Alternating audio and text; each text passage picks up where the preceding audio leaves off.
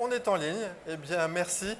Merci de nous rejoindre aussi nombreux. Je sais que vous êtes nombreux derrière votre écran. Vous êtes aussi très nombreux à nous avoir rejoints ici à GEM Genève, en direct donc de Genève, de ce formidable salon. Merci à l'organisation de nous inviter à discuter ce soir avec Philippe Nicolas de la glyptique, de cet art si formidable de la glyptique.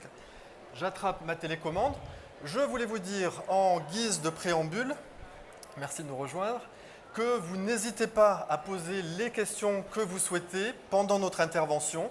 On n'appelle pas ça une conférence, mais on appelle notre présentation une conversation. Donc nous allons discuter ensemble, et puis j'espère avec vous, derrière votre écran, ou alors ici, ensemble, en live, en direct. Un petit mot sur l'art de la glyptique pour vous présenter Philippe Nicolas. Philippe Nicolas qui est maître d'art, glypticien. Donc on va parler de ton métier, cher Philippe, de ton savoir-faire, de la transmission. Donc pour la maison Cartier, belle maison s'il en est, pour laquelle tu as développé de nombreux projets que nous verrons ce soir ensemble. Avec plaisir. Et donc je suis Olivier Ségura, je suis directeur scientifique de l'École des Arts Joailliers à Paris, l'École des Arts Joailliers, créée par la maison Van Cleef & Arpels il y a maintenant 10 ans. Nous fêtons cette année notre 10e anniversaire avec de nombreux événements, festivités, une nouvelle école permanente qui se crée à Shanghai, après une école permanente à Hong Kong.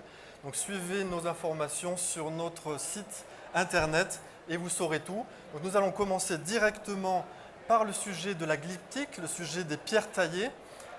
Et on ne l'a pas choisi par hasard, on l'a choisi parce que ce sujet fait l'objet d'une exposition qui va commencer très prochainement, la semaine prochaine, le 12 mai, pour être précis, à Paris. Et c'est une exposition qui est gratuite. Vous êtes tous invités à vous inscrire sur notre site internet pour réserver votre créneau. Et vous y découvrirez une collection incroyable de Guy Ladrière qu'il a constituée pendant de nombreuses années d'une extrême qualité. On a eu la chance avec Philippe de découvrir et d'apprécier cette collection et vous en verrez quelques exemples dans notre présentation, au cours de cette présentation.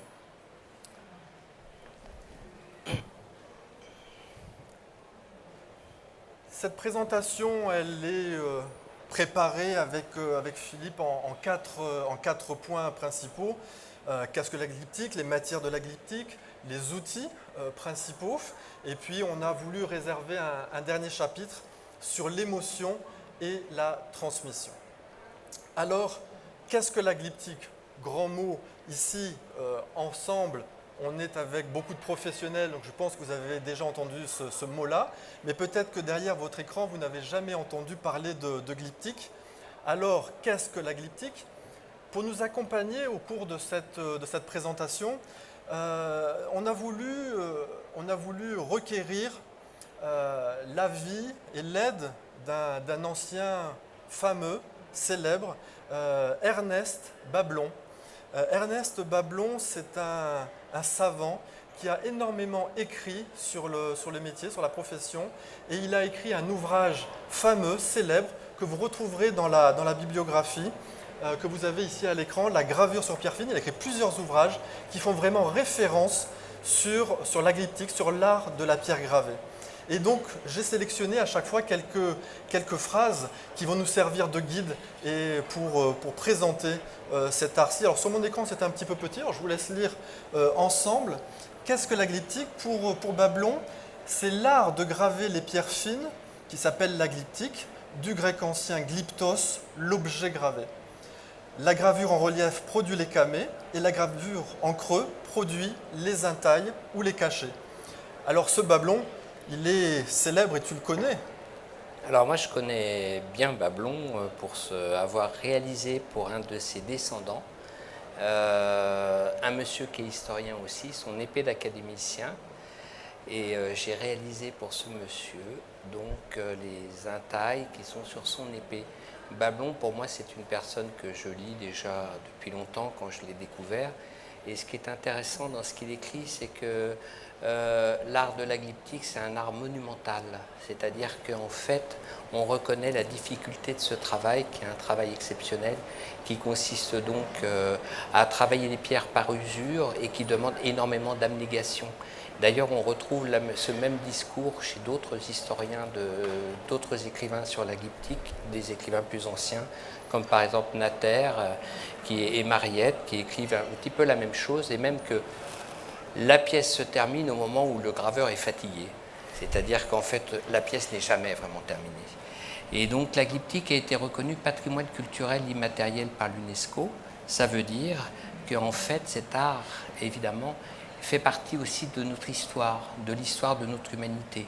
De tout temps, les hommes ont gravé les pierres de différentes manières. On peut continuer, je crois, après... Au départ, c'était évidemment plus ou moins ce qu'on appelle des phylactères, et puis après, évidemment, les hommes ont gravé dessus. Je crois que c'est ça le prochain... Exactement. Alors, ce qui est intéressant quand on lit Bablon, c'est qu'il nous dit que les Grecs faisaient la distinction précise, quelle que soit la matière utilisée par l'artiste. J'ai sélectionné cette phrase-là parce que tu me disais que quand tu as commencé, tu n'as pas commencé à faire de la glyptique sur la pierre, à faire de la gravure sur la pierre. Alors en fait, là ça va, je fais un petit rappel, je vous explique un petit peu comment j'en suis arrivé là. C'est que j'ai commencé à l'école Boulle dans un atelier de gravure sur verre. J'avais à l'époque 16 ans, et là que je gravais donc en creux, le verre, avec la même technique que la pierre. Très vite, je suis allé ensuite à l'école des Beaux-Arts, et là j'ai appliqué un petit peu ce que j'avais appris à l'école Boulle en gravure sur verre, sur la pierre, puisque je travaillais avec un touret, comme on verra tout à l'heure, qui est un petit peu exactement la même technique. C'est un travail par usure. Et donc là, on voit ton travail de maîtrise, c'est ça? Ça, c'était mon travail que je faisais à l'école Boulle à l'époque. La carafe, ça représentait mon diplôme, entre guillemets. Et à droite, des exercices qu'on faisait extrêmement compliqués, difficiles, de par le volume des verres, où on gravait comme des armoiries, des lettres entrelacées. C'est comme ça que j'ai commencé. Donc au sens de Bablon, la gravure, peu importe la matière. Et ce qui est intéressant également, c'est que les Grecs faisaient vraiment la différence, eux, entre le graveur sur gemme, pardon, je me rapproche de l'écran parce que c'est tout petit, le lapidaire, celui qui taille et qui polit la gemme, et puis le joaillier, celui qui sertit la pierre sur le bijou. C'est une distinction qu'on fait encore aujourd'hui, et ce sont des savoirs qui sont bien différents aujourd'hui. C'est-à-dire que le graveur, le glypticien, celui qui va travailler la matière, ne va pas réaliser des facettes. Alors, glypticien, déjà, pour moi, c'est un néologisme un petit peu très récent. C'est un mot que j'ai du mal un petit peu à adopter. C'est-à-dire que ça fait un petit peu clinicien de quelque chose. Je ne sais pas, j'aime pas trop. Je préfère graveur, sculpteur, qui travaille un art. On t'appelle maître, c'est plus simple. Oui, ou mon trésor, parce que je suis trésor vivant. Trésor vivant, oui. Et donc... en fait, tout à l'heure, je ne vous ai pas dit, mais je suis le dernier élève pratiquement de l'école Boulle, et à l'école des Beaux-Arts, il n'y a plus de cours. Donc il n'y a plus du tout d'école où l'on peut acquérir cette technique auprès d'un enseignant ou d'un maître. Donc là, à propos de lapidaire, graveur, évidemment, la différence, elle est tout de suite là, quoi. Le graveur sculpteur exprime un art. Donc c'est vraiment la glyptique. Le lapidaire exprime un autre art qui est de sublimer la matière, tout à fait. Mais ce n'est pas pour ça qu'il est à la fois plasticien, dessinateur et même créateur. Oui, c'est vrai que c'est une vision du volume qui est différente. Le lapidaire, il voit dans l'espace ce qu'il peut extraire du mieux de son brut. Et toi, tu construis un volume qui n'est pas et puis, défini. Oui, et puis je pense que j'ai des problèmes d'esthétique de plasticien, de la même manière qu'un... C'est pourquoi, d'ailleurs, les grands graveurs grecs étaient aussi bien des sculpteurs de marbre monumentaux et pouvaient faire aussi des petits camées. Ils rencontraient les mêmes problèmes, mais à une échelle différente. Mais ceci dit, le lapidaire sublime la matière aussi. Oui. Moi, je suis plus peut-être en confrontation avec la matière. C'est-à-dire que c'est en confrontation avec la matière que l'œuvre se crée. C'est un travail de beaux-arts. C'est vrai que ça revenait souvent dans nos discussions, la confrontation avec la matière et le rapport avec le sculpteur. Et ça me fait une très belle transition pour parler de cette entaille qui est assez incroyable, que vous verrez lors de l'exposition à Paris, à l'École des Arts Joailliers. Et ce qui est intéressant, ce que disait Bablon, encore une fois, c'est-à-dire qu'avant même qu'ait été connu le moyen de graver la pierre, elle était à elle seule des phylactères. Les pierres racontent des histoires de tout temps. Les pierres, l'homme s'est intéressé aux pierres pour ce qu'elles racontaient, pour les figures, pour les couleurs. Et bien entendu, dès que l'homme y a apporté un geste dessus, a commencé à la graver, à apporter des images, la pierre est devenue talisman, système de protection, de pouvoir. Et ici, on a, par Dioscoride, l'empereur Auguste, qui est finement gravé, et ça aurait été le sceau de l'empereur Auguste en rubis de Birmanie. À cette époque-là, on est au 1er siècle après, c'est bien ça, Jésus-Christ. Donc à cette époque-là, les pierres voyagent, les pierres exceptionnelles, et un travail, tu me l'as confirmé quand tu as vu cette pierre. Dioscoride, c'est 20-40 ans après Jésus-Christ, on dit. Donc c'est un graveur incroyable, d'une dextérité sublime, c'est-à-dire qu'en fait, il exprime son travail de plasticien et de sculpteur ici comme si c'était sans peine, alors qu'il faut imaginer la difficulté technique que ça représente. Et c'est ça qui est très beau dans ce travail, c'est qu'on voit ici comme quelque chose qui aurait été fait avec beaucoup d'aisance. Et aussi, je dirais que ce qui est beau dans ce travail, c'est évidemment la composition dans la matière, c'est-à-dire que le visage est dans la partie la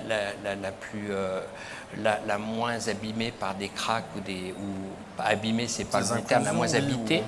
Et après, les autres parties, les cheveux, tout ça, enfin, le bas du cou est habité, la matière est habitée par des impuretés. Et comment il a su exploiter cette matière, c'est typiquement un travail donc de sculpteur qui connaît la matière. Et alors après, je ne vous parle pas de la difficulté de travailler un rubis, qui est quand même dur T9, enfin qui est un corindon juste avant le diamant. Donc pour travailler cette matière, pour l'attaquer, on est obligé d'utiliser des grains plus ou moins forts. Et c'est très difficile de travailler ce matériau. C'est vrai que quand on en a parlé, tu m'as dit, moi je vois le côté esthétique, je vois le côté rubis en tant que gémologue, la Birmanie, etc. C'est déjà impressionnant, mais tu as vraiment pointé le fait sur le positionnement des inclusions et comment il s'était saisi de cette matière pour extraire de cette matière le portrait. Bah, les inclusions évoquent presque quelque chose dans le dessin. Sous l'oreille, ça pourrait être une boucle d'oreille, ça pourrait être et on n'a même plus besoin de dessiner les cheveux, un grain de le beauté. bas du cou, enfin tout a été utilisé dans la composition. C'est vraiment un artiste. Et pourtant, c'est une épreuve très difficile de réaliser une taille comme ça. Physique, on va en reparler après, c'est-à-dire que on se confronte à la matière encore une fois. En parlant de matière, justement, regardons de plus près quelles sont les matières du glypticien, du graveur sur gemme, du maître.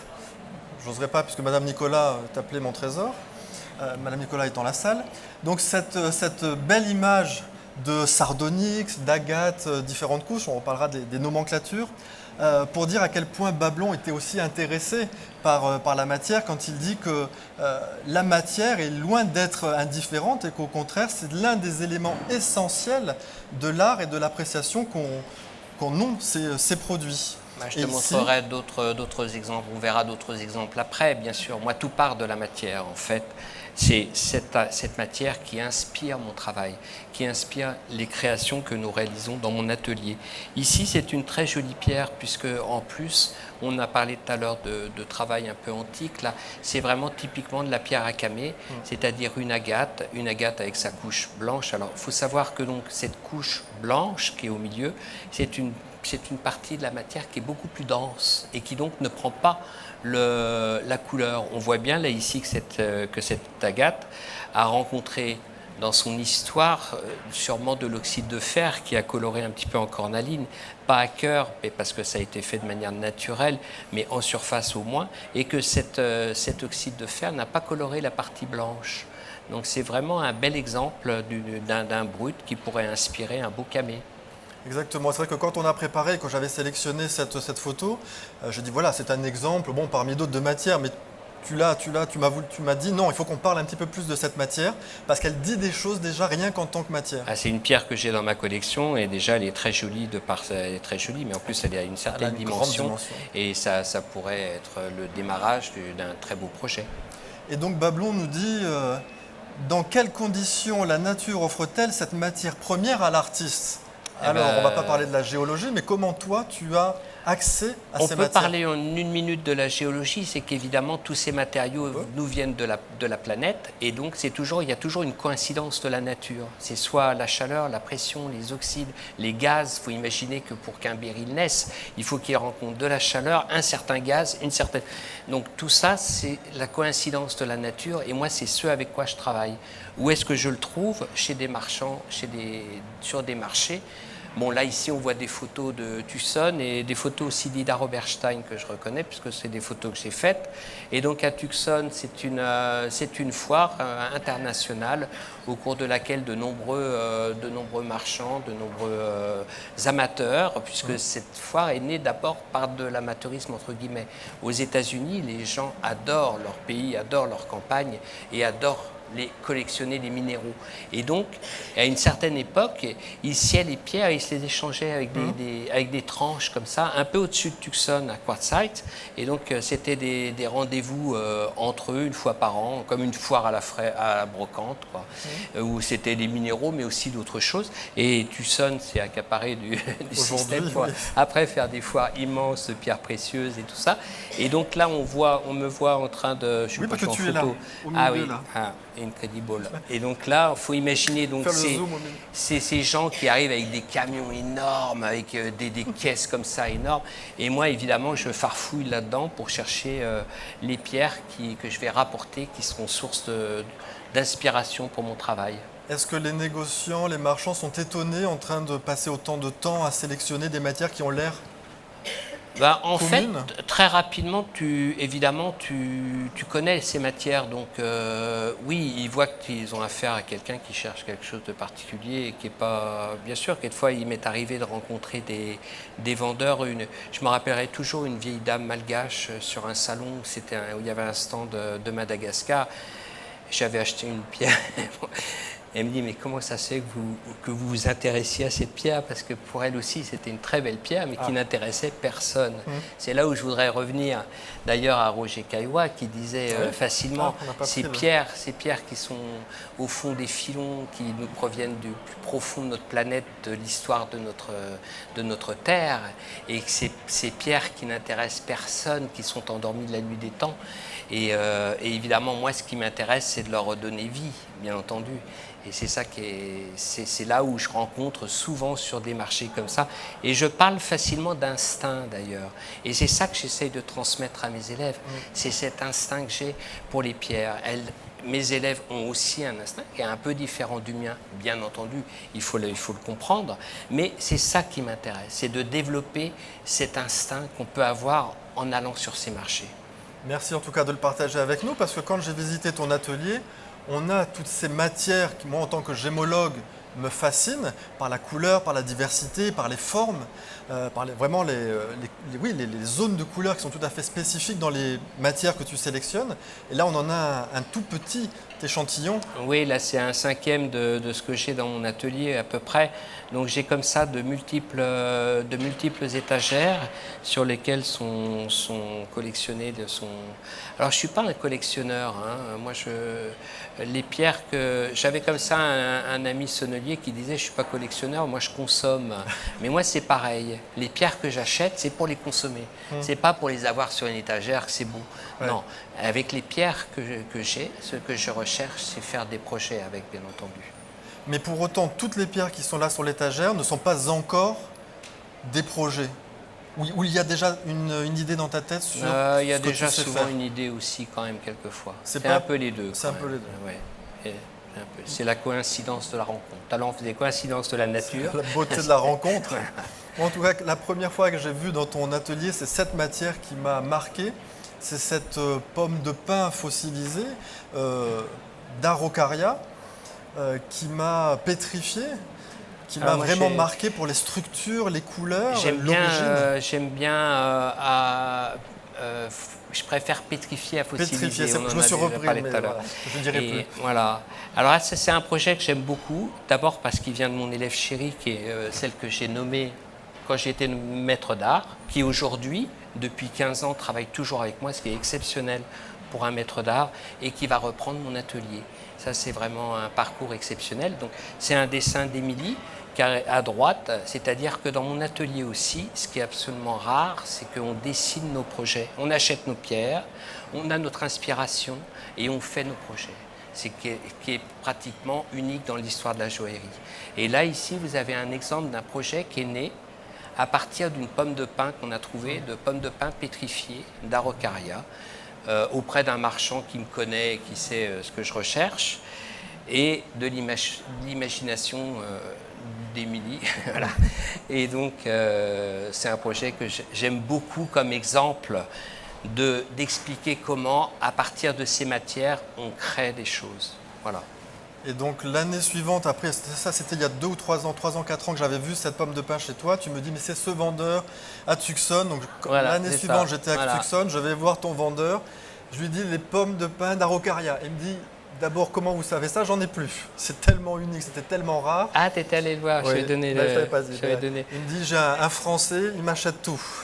Alors là, ici aussi, le béryl, donc en dessous a été gravé, c'est une morganite qui évidemment est habitée, mais qui n'est pas habitée ici, quoi. Donc en fait, mes pierres sont toutes un peu fissurées, craquées, et elles nous ressemblent. Et donc j'aime bien jouer avec ça au sein de la matière. Et donc là, on voit bien la morganite, comment elle est gravée. Et ensuite, donc les petits morceaux de pommes de pin ont été collectés de plusieurs pommes de pin pour avoir qu'elles soient le plus nettes possible comme ça, parce que évidemment ces matières pétrifiées, il faut savoir que donc on en parlera tout à l'heure comment ça se fait. C'est pas toujours très net, très. Et là, on a extrait les parties les plus belles. En termes de dureté, etc. aussi, on en reparlera quelquefois aussi. Ouais. Ces matières, elles sont formidables. Il y a des matières qui sont privilégiées, peut-être pour la glyptique. En tout cas, Bablon nous dit que le domaine du graveur en pierre fine s'étend à toutes les pierres qui, dans la nature, sont susceptibles de recevoir un beau poli et de subir, sans se désagréger, un travail de sculpture. Donc on imagine, et on a parlé du rubis tout à l'heure, une matière quand même extrêmement dure en termes de dureté, de résistance à la rayure. Et ici, on a sélectionné trois matières assez emblématiques aussi du travail de graveur sur pierre, de la calcédoine, du jaspe, de la cornaline, 3 matières importantes à base de la grande famille du quartz. Voilà, la calcédoine à gauche, en fait, elle est bleue, mais elle pourrait être aussi rose. On verra tout à l'heure, elle pourrait être verte. Parce qu'encore une fois, évidemment, ce sont ces oxydes qui vont traverser la matière, qui vont lui donner cette couleur. Et après, poli, je suis pas fan de cette phrase. Moi, je ne polis pas les pierres comme on peut imaginer. Un lapidaire va polir une pierre pour sublimer son éclat. Moi, ce qui m'intéresse, c'est la sculpture et la gravure. Donc, très souvent, je garde dans mon travail des parties qui sont plus ou moins, je dirais, patinées. Donc, on passe énormément de temps. À finir nos pièces, qu'elles ne soient polir, ça serait à la limite, je dirais, facile, quoi. On polit le truc, c'est terminé. Non, moi je veux garder le dessin, donc je vais jusqu'au fond de ma gravure et de ma sculpture. On verra tout à l'heure. Après, oui, ben voilà, trois pierres, pourtant toutes quartzistes. Oui, toutes de la grande famille du quartz. Alors je ne voulais pas vous assommer de définitions.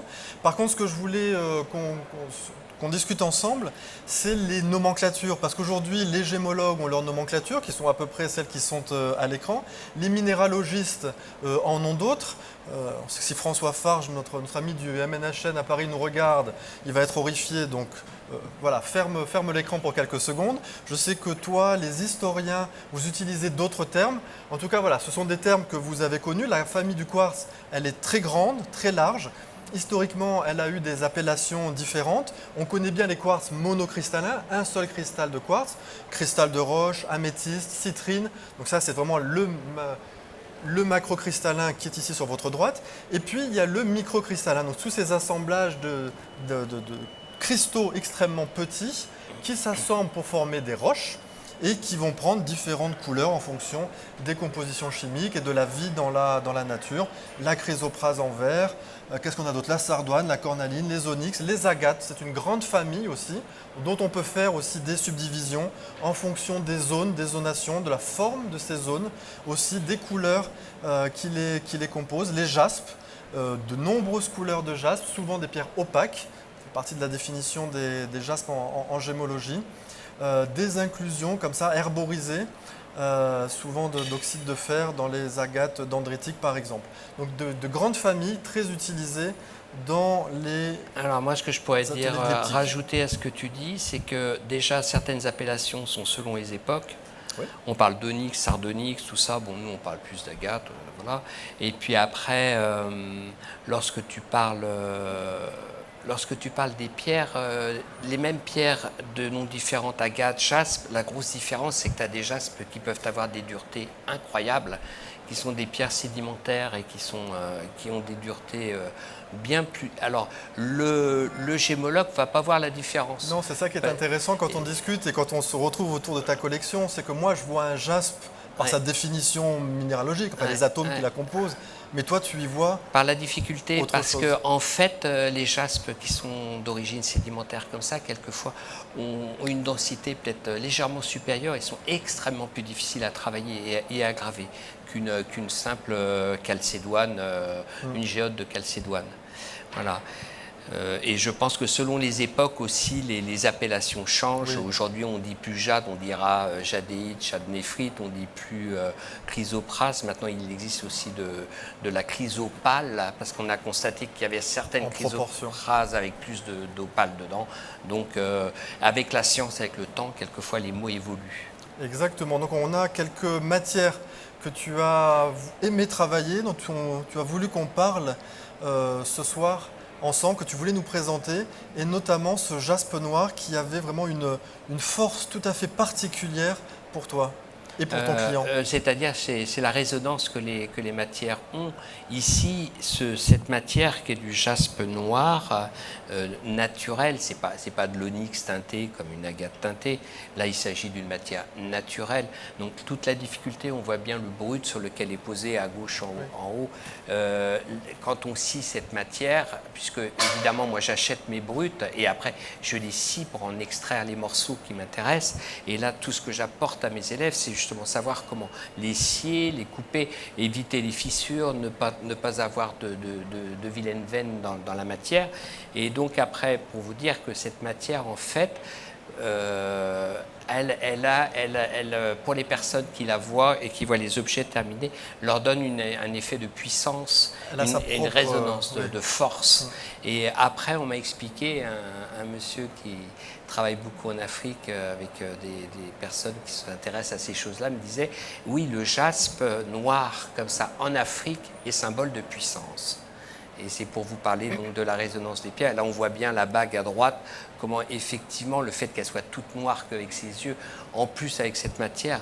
Et là, vous voyez bien aussi mes histoires de patine. Mes pierres ne sont pas spécifiquement polies, elles sont justement patinées comme une sculpture. C'est ça qui m'intéresse. Mais est-ce que tu aurais pu sortir une panthère placide d'une matière aussi puissante? Parce qu'on sent qu'elle est... Elle est vigoureuse, là, cette panthère. Alors après, la question qu'on pose aux gens qui achètent les panthères, aux femmes qui portent les panthères, c'est quelle panthère êtes-vous? Donc moi, si tu veux, je peux aussi faire une panthère qui soit particulièrement gentille, docile, pourquoi pas? Pas forcément méchante. D'ailleurs, celle-là, elle n'est pas méchante, elle est dans l'action, elle est dans l'énergie. Oui, je peux en faire des différentes, et j'en ai fait des différentes. Et on parlait tout à l'heure de calcédoine, cette grande famille des quartz. Et ici, on a une calcédoine tout à fait particulière, qui est une calcédoine rose, Namibie, tu m'avais précisé, voilà. Avec une douceur tout à fait particulière. Et là, ça a donné l'objet d'une fleur. Là, c'est une très belle pièce. D'abord, pour dire aussi que là, par exemple, c'est un dessin qui vient d'un studio. C'est pour dire aussi que la joaillerie, c'est un ensemble de métiers. Vous pouvez pas vous imaginer faire des pièces comme ça tout seul. Obligatoirement, il y a un travail collectif. Ne serait-ce que le diamantaire, le sertisseur, la polisseuse, le joaillier. Donc, obligatoirement, il y a un travail collectif. Et ici, c'est une belle réalisation qu'avait faite Émilie d'ailleurs, avec une calcédoine rose. Et c'est pareil, à Ida Oberstein en Allemagne, on dit que ce serait moi le premier qui aurait acheté ces matières-là. Bon. La difficulté pour vous dire, c'est que moi, quelquefois, les pierres qui me sont chères et ce sont quelquefois des pierres qui sont aussi rares que j'ai du mal à trouver. Pour exécuter cette pièce, il a fallu qu'on achète plusieurs lots de pierres de cette dimension-là pour réussir à faire cet assemblage de couleurs. Là, il y avait 5 pierres, je crois, différentes, 5 ou 6, et donc on avait du mal à trouver les pierres pour pouvoir avoir cette harmonie de couleurs entre elles. C'est pour vous dire que ces pierres, elles ne sont pas forcément précieuses, mais pour moi, elles le sont. Voilà. Oui, précieuses au sens où elles sont rares, peut-être, difficiles à trouver. Voilà. Et donc là, on avait une matière que moi, je connaissais très mal avant qu'on en discute ensemble, qui sont les bois pétrifiés. Quelle erreur sur le PowerPoint. Les bois pétrifiés, les bois fossiles, qui nous viennent vraiment de l'origine des temps et avec lesquels tu aimes beaucoup travailler. Alors, c'est des matières que j'ai commencé à collectionner il y a à peu près 25 ans. Ce sont donc des matières qui sont très connues auprès des amateurs de minéraux. Il s'agit donc de matières qui, de leur temps, ont été coupées d'oxygène de manière brutale géologiquement, c'est-à-dire que c'est soit un recouvrement de cendres en Indonésie, soit un torrent de boue qui les ensevelit d'un coup. Dans les marais, etc. Les marais. Les arbres qui tombaient dans voilà. les marécages. Et après, donc à ce moment-là, coupé d'oxygène, le bois ne se détruit pas. Donc, avec le temps, la terre s'accumule par-dessus, ça crée une pression. Ce sont des bois qui ont plusieurs millions d'années. Quelquefois, on peut les retrouver à 250 km de leurs origines. Ils voyagent en plus. Et donc, là, ici, vous avez typiquement 2 sortes de bois. Un bois à gauche qui est donc du peanuts wood qui vient d'Australie. C'est à gauche, oui, c'est ça. Qui vient d'Australie et qui a cette particularité, c'est qu'il a des taches blanches à l'intérieur. Ces taches blanches sont le fait d'un ver qui a rongé le bois du vivant du bois. Et donc, après, avec la pression, l'eau qui coule à travers l'accumulation au-dessus du bois, elle apporte cette silice. Les atomes de silice, petit à petit, qui viennent remplacer la matière. Oui, voilà. La matière vivante, et quelquefois, c'est tellement bien fait qu'à droite, on voit un chêne des États-Unis qui est toujours du chêne, mais qui est de la pierre. Et là, c'est magique de redonner vie donc, à ces matières. De par les projets. Et toi, tu y vois plus que ça, tu y vois des panthères, tu vois des tigres, tu y vois des animaux Alors ça, c'est aussi le propre de l'artiste, entre guillemets, c'est de savoir rendre visible l'invisible, si tu veux. C'est un petit peu mon travail aussi, bien sûr. Et c'était particulièrement intéressant, parce que tu as poussé, j'allais dire le vice, mais l'idée, jusqu'à faire des feuilles de chêne en chêne pétrifié. Voilà, là c'était vraiment l'idée de redonner vie à la matière. Évidemment, c'est un clin d'œil. C'est un clin d'œil, mais c'est à la fois la transmission, c'est ça aussi.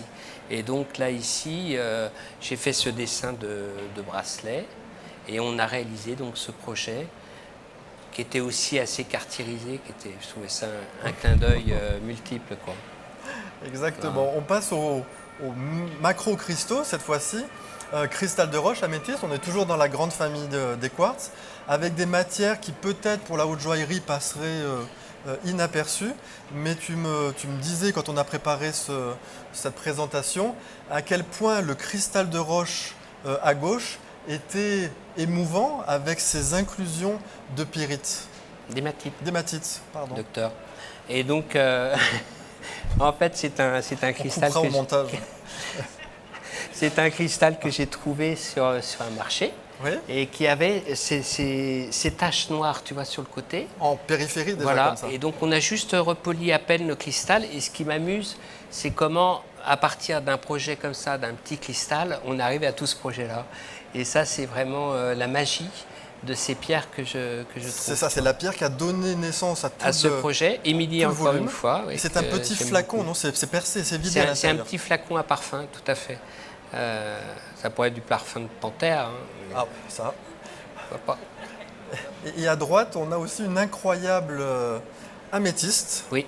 Et j'en ai vu une à Venise, tu étais à Homo Faber, on en reparlera après. La même famille, oui. Une matière incroyable. Alors Tout à celle-ci, fait. c'est vraiment une matière de très haute joaillerie Oui, qui a des éclats, des effets, une couleur avec des éclats de rouge à l'intérieur. c'est une matière qu'a bien voulu me Formidable. vendre un marchand de Ida Oberstein qui en a un lot qui vient de son grand-père Ah oui, et c'est une qui a matière. bien voulu m'en céder deux, On trois a morceaux. l'habitude de dire que c'est une matière russe en général, la métisse russe. Je ne sais pas si dans la salle on a des négociants, des gens qui connaissent ces matières-là. C'est des matières formidables. Si vous en voyez, il y a un éclat rouge à l'intérieur. Oui, tout à fait. C'est Ça sublimissime ressemble à comme ça, améthyste. ouais. Ouais. Voilà, bah là c'est. Alors ces projets-là, ce qui est formidable, c'est qu'en fait, je pars d'un petit diamant, d'une pierre. On fait cette broche bah voilà, en Asie, c'est très très recherché maintenant ces pièces-là. Un petit mot quand même de technique, parce qu'on n'arrive pas à tous ces objets aussi magnifiques sans un peu d'effort et de matériel. Et Bablon nous accompagne également, il nous dit entrons à présent dans l'atelier d'un graveur en pierre fine. Et ce qui nous frappe au premier coup d'œil, c'est l'extrême simplicité de l'appareil du travail, la modestie de l'outillage. Et il décrit ensuite, et je vous laisserai le lire, mais un établi grand comme une machine à coudre avec la pédale, enfin, des quelques aiguilles un petit peu transformées. Aujourd'hui, est-ce que tu te retrouves dans cette définition? Alors, bah, c'est exactement mon établi, hein. En fait, là, c'est Jacques Gay qu'on voit qui est en train de graver, qui est un graveur du temps de Madame de Pompadour, puisque Madame de Pompadour avait remarqué cet art sublime et avait donc, s'était même initié à la gravure avec Jacques Gay. C'était sous Louis XV. Et là, on le voit en train de graver avec bon, Voilà. nous, maintenant, aujourd'hui, on a évidemment l'électricité. Donc, je ne sais pas comment faisait Dioscoris à l'époque, mais là, de cette époque-là, oui, il devait avoir un archer. Et de cette époque-là, moi, mon tour que j'utilise est le même. Avec, voilà. Alors ça, c'est pas complètement ton atelier, mais il y a quelques photos de Alors d'outils que tu ici, c'est utilises. un atelier avec, à gauche, c'est un atelier qui existe encore, qui tourne aujourd'hui, avec une roue de moulin à eau qui fonctionnait comme ça et qui mettait en action un arbre en hauteur et comme ça on débraye les. On vient se brancher, outils, voilà, et ça met en action. Bon, là. c'est assez classique dans les moulins à eau. Après, à droite, là on voit mon tour à graver à moi. En bas au milieu. Voilà, les trois dernières photos là à droite. Ça c'est le tour que j'ai acheté à un Allemand quand j'avais. Non, ça c'est l'autre atelier. Voilà. Ici, on voit. Et tu me disais que les outils n'existent pas, il faut que tu les fabriques. Alors moi, je suis un homo faber, c'est-à-dire que je fabrique mes outils. Ça veut dire que pour réaliser mon travail, je suis obligé de confectionner mon outil. Et là, en bas à droite, on voit là tous les outils que j'utilise avec ce tour que j'ai acheté à un Allemand quand j'avais une vingtaine d'années. Et en fait, ces outils étaient faits à partir de clous. Pour faire ce travail-là, il suffit d'avoir il faut avoir un outil qui est en rotation, sur lequel on met un abrasif. Et après, c'est à nous de choisir l'abrasif. Donc à gauche, on voit un petit pilon, qui est un pilon dans lequel je mets du diamant, un grain de diamant. Tu fais ta poudre toi-même? Voilà. Et surtout pour graver des rubis, où là on a besoin de gros grains et de petits grains. Et donc avec le pilon, on a cet avantage-là que d'acheter des diamants tout calibrés. Et l'huile d'olive, c'est un mythe ou c'est vraiment de l'huile d'olive qu'on utilise non, pour te faire après, tenir? tu peux mettre n'importe quel. Enfin bon, moi je suis pas. J'étais à Anvers lundi, il me disait oui, on met de l'huile d'olive et après il y a des recettes secrètes, mais ça marche très bien. Alors moi, les recettes secrètes, si tu veux, ça fait longtemps que je les ai mises. J'ai pas de recettes secrètes. Moi, j'ai pas eu de maître, tu vois, parce que justement, il y avait des recettes secrètes. Ah oui. J'allais voir un joaillier, j'avais des commandes tout de suite. Il téléphonait au joaillier, il disait que c'est quoi ce petit et donnez-moi le travail. Moi, c'est tout l'inverse. J'ai pas de secret. Les jeunes qui m'approchent et qui viennent me voir, je leur donne tout, parce que j'estime que si tu veux. Si tu donnes pas, tu pars comme un voleur, quoi. Et donc, moi, à mes élèves, je leur dis toujours, profitez que je sois là pour me voler tout ce que vous voulez. Voilà. Et donc, moi, j'ai pas d'huile spéciale, de trucs. Tu vois. Chacun doit trouver son outil. C'est ça le principe aussi. Il n'y a pas de règle. La règle de la règle, c'est qu'il n'y a pas de règle. La règle, c'est qu'il n'y a pas de règle. Voilà. Mais il y a quand même des outils aussi plus modernes, plus contemporains qui facilitent un peu la vie. Eh bien, Et bien là, sûr. on te voit quand même utiliser de la technologie de grossissement, mais toujours avec ton clou. Ah bah là, il faudrait travaillé. être un peu arriéré pour ne pas imaginer les outils outils modernes. Je ne te raconte pas tout ce que j'ai développé aussi, de comment faire des sculptures avec des outils modernes, etc. Mais ça, c'est normal. Si tu peux soulager la peine humaine et pendant ce temps-là, faire plus de création, approfondir ton travail, avoir du temps pour faire ta patine, ça, c'est intéressant. Tu vois. Donc, effectivement, aujourd'hui, il y a quand même des outils qui permettent de faire des choses incroyables. Entre autres, les binos. On voulait terminer donc cette présentation avec un dernier chapitre qui s'appelle Émotion et transmission, parce que moi, ce qui m'a touché, et je pense que beaucoup d'entre nous et vous derrière les écrans, c'est cette émotion qu'on ressent quand on a les objets, ne serait-ce qu'en photo ici. Merci de nous avoir fourni beaucoup de photos, mais quand on a la chance de les avoir en vrai et en plus derrière la vitrine, mais dans les mains, il y a vraiment quelque chose qui transparaît de cette émotion. J'imagine que pour les clients aussi, j'imagine que pour toi aussi. Pour moi, si tu veux, évidemment, on me demande toujours quelle est la plus belle pièce que tu as réalisée. Pour moi, la pièce la plus belle que j'ai réalisée, c'est celle qui évidemment, crée de l'émotion. Et cette émotion, c'est évidemment si la cliente, comme on dit, enfin, si la propriétaire, la grande cliente acquiert ces pièces, c'est parce qu'elle elle-même a acquis une certaine émotion en les voyant. Et ce que je veux dire, c'est qu'il n'y a pas d'art sans spectateur. Donc il faut qu'il y ait ces gens-là, il faut qu'il y ait cette émotion. Tu ne peux pas, ce serait banalisé. Et si tu banalises, si on retire l'authenticité de ce travail, il ne pourra pas se créer. Et c'était d'ailleurs d'autant plus intéressant quand tu m'as raconté l'histoire de cette image. Je ne comprenais pas pourquoi tu m'as proposé cette série d'intailles pour cette présentation, parce que pour moi, voilà, c'est un travail peut-être un petit peu ancien, d'intailles. Exactement. Le ressenti que les gens ont quelquefois en voyant des portraits comme ça, c'est évidemment, ce n'est qu'un portrait. Oui, seulement pour moi, cette série de portraits avait, dans ma mémoire, on a toujours une grande émotion parce que j'avais réalisé un portrait pour un monsieur qui était un monsieur du Moyen-Orient, c'était le portrait de son père. Et l'épouse de ce monsieur, en voyant le portrait, était émue et m'a demandé après de graver pour chacun de ses enfants le portrait du papa. Et je trouvais qu'avec cette personne que je n'ai jamais connue, que je n'ai jamais rencontrée, il y avait une émotion qui passait au travers le joaillier qui m'avait fait. Elle m'avait recherché en fait à Paris aussi, puisqu'elle avait vu la première gravure et elle avait fait des recherches. Donc c'était une belle rencontre. Et c'est vrai que c'est filé à travers tes propos, c'est vraiment la transmission, l'éducation, le regret que tu as, mais tu vas l'exprimer mieux que moi, de voir cet art se perdre. Eh bien, pour moi, bon, cet art ne se perdra pas déjà pour une chose, c'est que s'il n'y a pas de création, si les personnes qui ont besoin qui apportent tant d'abnégation dans ce travail-là n'ont pas la capacité ou la possibilité de créer, il ne perdurera pas. Il faut laisser la possibilité à ces gens-là de créer. Et donc ici, je vous présente l'école Boulle et l'école des Beaux-Arts par où je suis passé. Et c'est juste pour vous dire qu'aujourd'hui, il n'y a plus personne qui transmet ce travail. Et donc au sein de la Maison Cartier, j'ai la chance d'avoir fondé cet atelier il y a une douzaine d'années.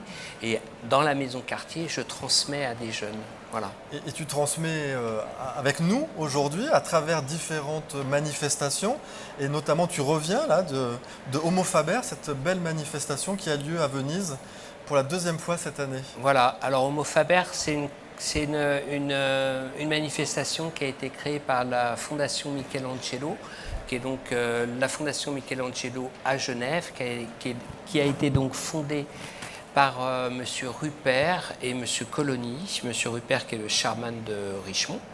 Et donc, dans le cadre de cette exposition, ce qui est incroyable, c'était de rencontrer les gens de tout Venise, que ce soit même des gamins de 9-10 ans qui découvraient tous ces métiers. L'idée, c'est de faire connaître au public ces métiers manuels qui peuvent être un futur pour l'humanité aussi en tant que paix. Est-ce que tu veux nous parler de cette entaille avant que je passe à la slide suivante en particulier? Alors, cette entaille en particulier, donc, je l'avais commencé à Homo Faber.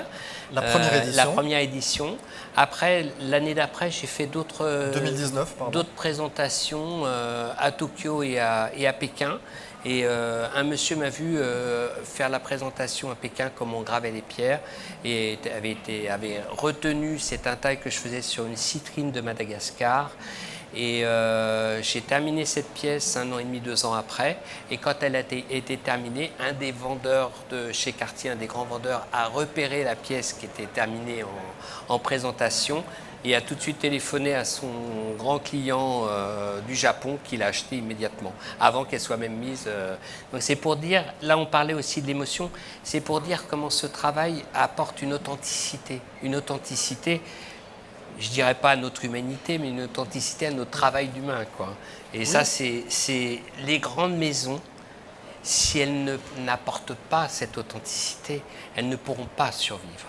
Voilà. On ne peut pas banaliser ces choses-là.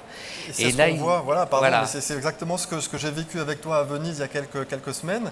Là, ce sont des photos de 2019, mais c'était la même chose cette année où alors on a flouté la petite fille, hein, on n'avait pas spécialement recueilli son accord à l'époque pour pouvoir la présenter.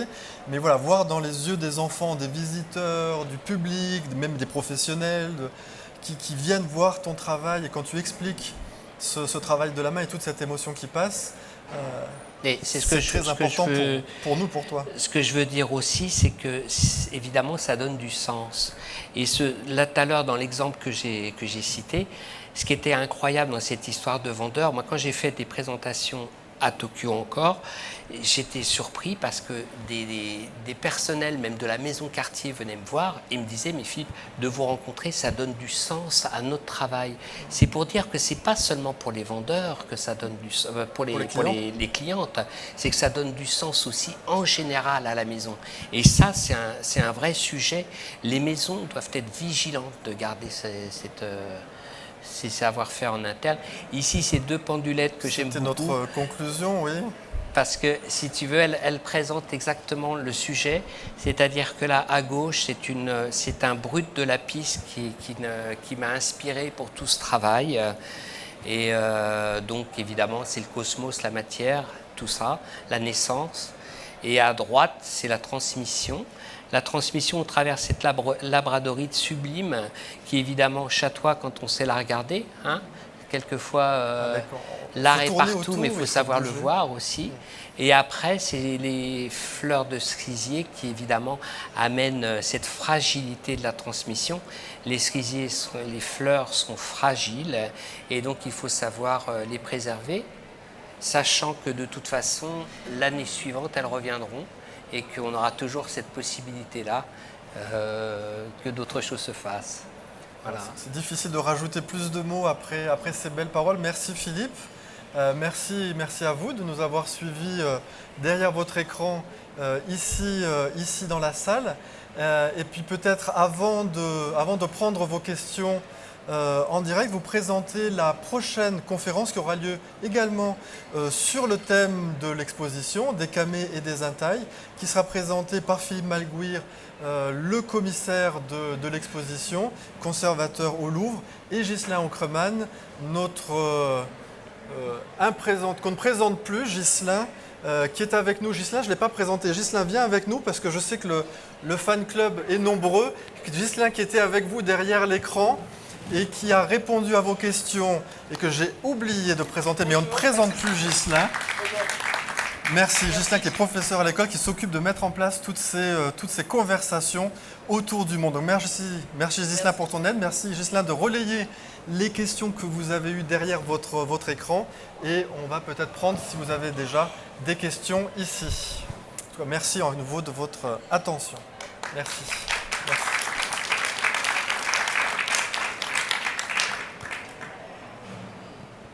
Si vous n'avez pas de questions, c'est formidable parce que vous avez tout compris. Vous avez été ému comme moi d'avoir préparé cette... Alors peut-être qu'on va prendre le micro comme ça. Nos amis derrière l'écran entendront la question aussi. Pour savoir en quelle matière étaient les fleurs justement sur la... En opale rose. En quelle matière sont les fleurs? Je ne sais pas si on a bien entendu la question, je la répète, si c'est bon. C'était en opale rose. En opale rose. Oui, c'est une matière qui est un peu difficile à trouver parce que bien souvent, elle n'est pas assez bien cristallisée. Mais là, ce sont des matières qui ont été bien choisies et qui, voilà, c'est de l'opale rose. Merci. Oui, Il y a plusieurs questions en effet qui sont en ligne, donc je vais les relayer. Merci, À Lisa. propos de la fleur en calcédoine rose, combien de temps est-ce qui a été nécessaire pour réussir, Philippe, à la réaliser? Dis-nous tout. Le collier que j'ai montré. Tout à fait.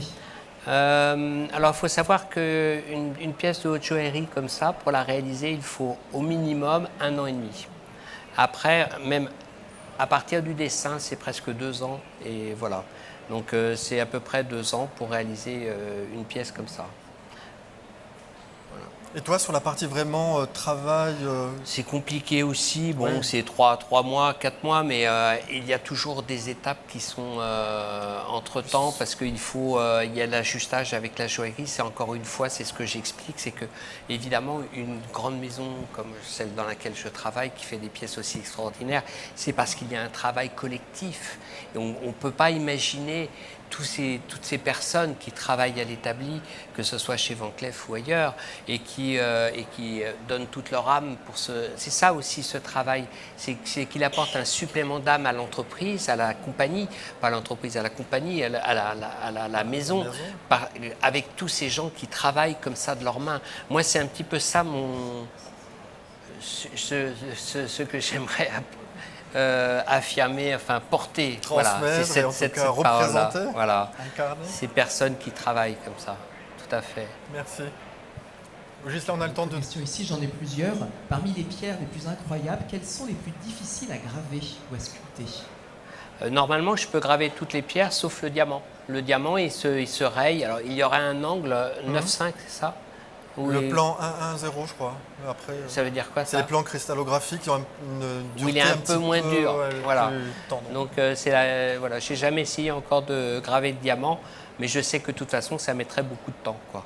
Donc, a priori, j'ai pas de problème. Aujourd'hui, facilement, on obtient des abrasifs de diamant de tous les grains et il n'y a pas de problème. Sauf si c'est une émeraude qui est tellement habitée, tellement fissurée que la pauvre, ça va pas être très joli, quoi.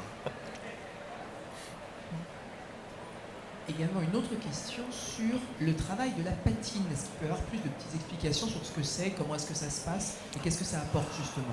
Moi, ce que j'appelle patine, c'est-à-dire qu'au lieu de passer, disons, on commence par attaquer une pierre avec un grain fort, après on continue par un grain moyen, on dira, et après pour aller au poli, on peut prendre un grain plus fin et on polit la pierre. Ce que j'appelle patine, c'est que petit à petit, j'utilise des abrasifs de plus en plus fins, jusqu'à la fin où pratiquement avec un chiffon et on arrive à polir la pierre, quoi. C'est ça qui m'intéresse. Et faire ces passages. Tu es capable de t'arrêter parce que j'ai vu des pierres aussi où il y avait quasiment, c'était presque dépoli. Donc tu joues aussi avec le poli, dépoli. Bien sûr, avec, exactement. voilà. J'essaye de garder des endroits très dépolis. Le plus difficile, c'est faire ces passages entre les endroits dépolis. On n'y arrive pas toujours, hein, mais on fait au mieux. Ça me fait penser à une question. Est-ce qu'il y a des pièces qui sont ratées? Qu'il faut Non. que tu recommences, que tu Non. te dis non, là ça va pas? Non. Ce qui peut arriver, c'est que des jamais posé pièces cette ne soient plus forcément dans le... Non, je n'ai pas de souvenir comme ça. Non. On n'en avait jamais parlé parce qu'il n'y a pas le... C'était jamais le cas en fait. Voilà. Non. À propos de la formation, comment est-ce qu'aujourd'hui on peut apprendre à faire ton métier comme tu le fais aujourd'hui et combien de temps est-ce qu'il est nécessaire pour arriver à un bon niveau d'expertise? C'est ce que je disais tout à l'heure. Moi, j'ai pas eu de maître au sens propre et donc j'ai appris un petit peu autodidacte et c'est ça que j'aime bien transmettre à mes élèves, c'est avoir ces raccourcis pour qu'elles puissent tout de suite faire d'autres choses. C'est pas la peine et leur apporter cette aisance de pouvoir travailler sans... C'est aussi ce qu'on développe dans la maison quartier, c'est-à-dire d'essayer dans cet atelier de faire pérenniser ce travail. Après, le savoir de l'extérieur, c'est difficile. Il faut beaucoup de temps et peut-être de le faire soi-même comme moi j'ai fait.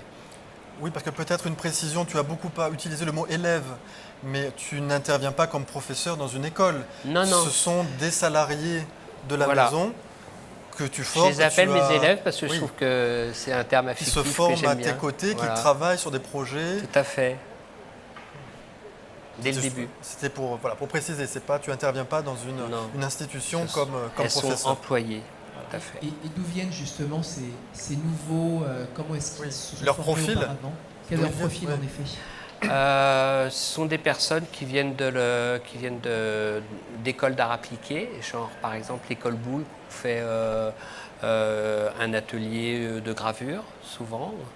Et ça peut être aussi des personnes de l'étranger. Par exemple, dans mon atelier, j'ai une Italienne que j'ai ramenée du dernier Homo Faber.